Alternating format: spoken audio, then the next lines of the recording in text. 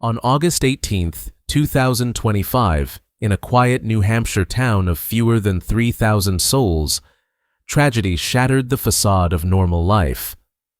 In the home on Moharimet Drive in Madbury, Emily Long, 34 years old, took the lives of her husband, Ryan, and their 2 children, Parker and Ryan, daughter, 6 years old, before turning the gun on herself. A toddler, only 3, survived the horror, left wandering among the wreckage of loss.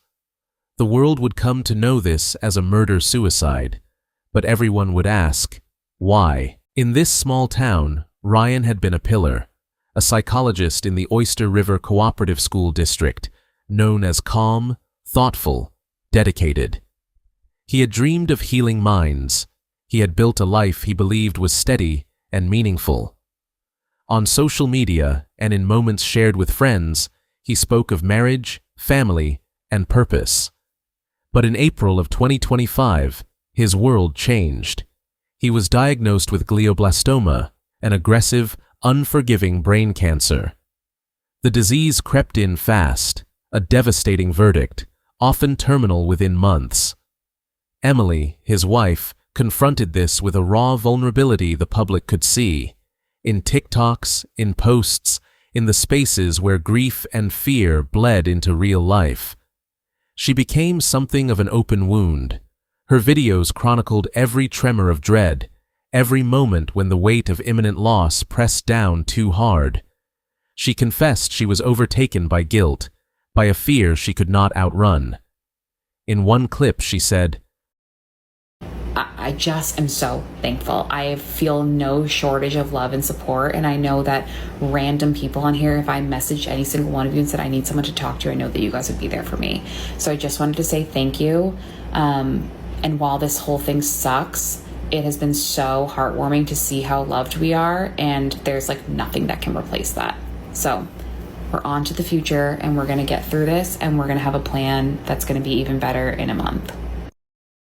She described herself as impulsive, emotional, someone who struggled to maintain boundaries.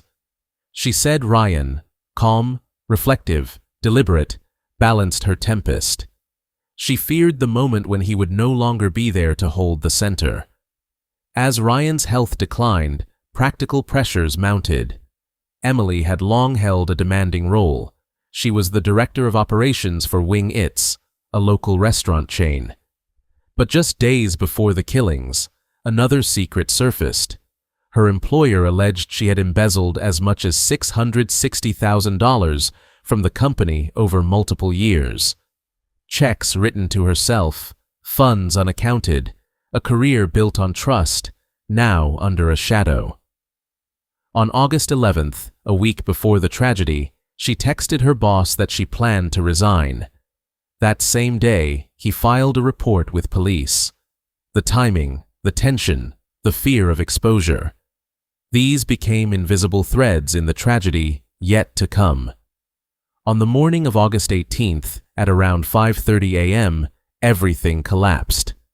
Within the walls of their home, Emily acted. She shot Parker, her 8-year-old son, once in the head. She shot their 6-year-old daughter, Ryan, in the head. She turned the gun on her husband, firing multiple shots. Then she ended her own life. When police arrived hours later, they found the bodies of Ryan and the children, all ruled homicides. Emily's death was ruled suicide. The youngest child, the toddler, was found unharmed. The scene was final, yet the questions would rage on. For the town of Madbury, this was unthinkable.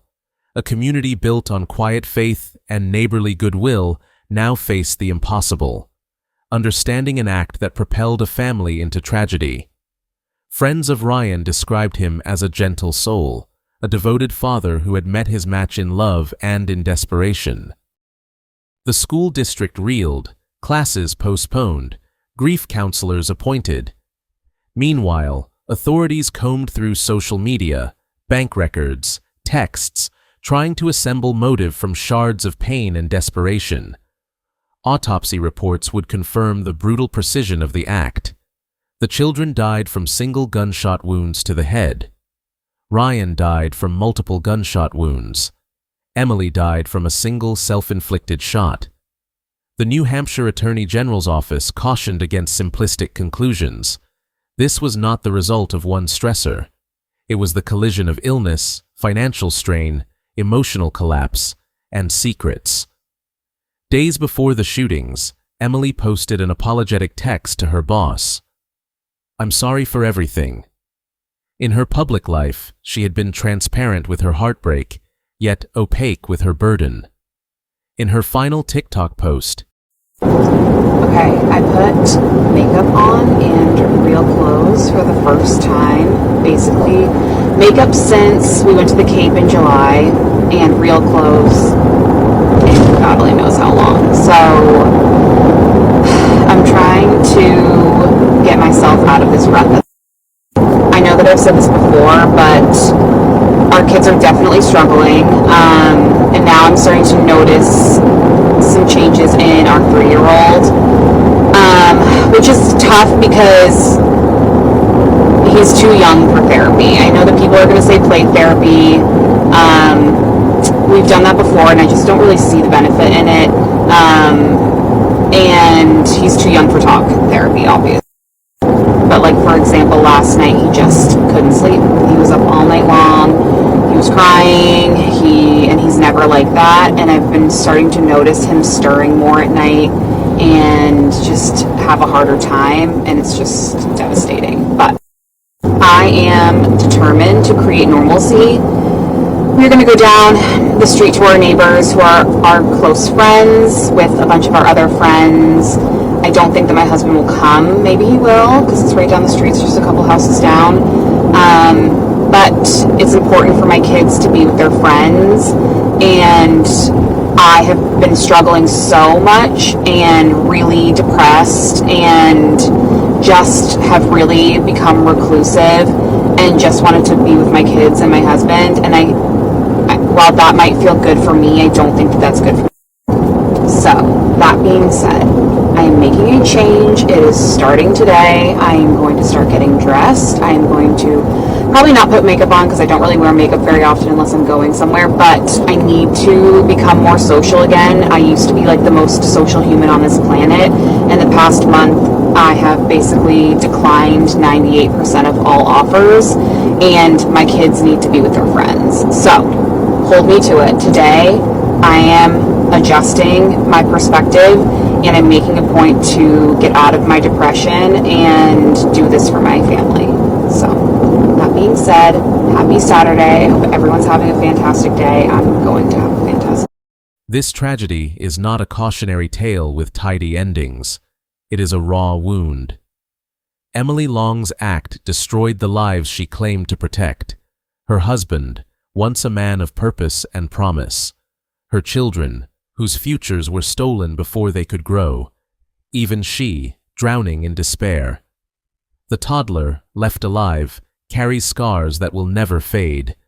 The town, shaken, wrestles with grief and the echo of questions that have no resolution.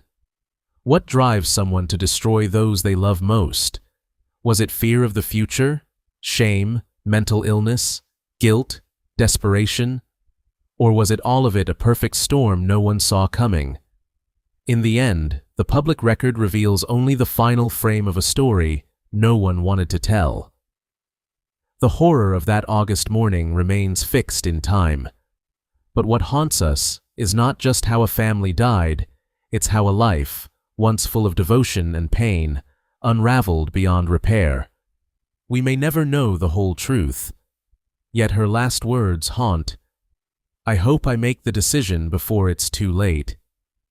And now, that decision has silenced the voices of 4, leaving one childhood to survive into a world forever altered.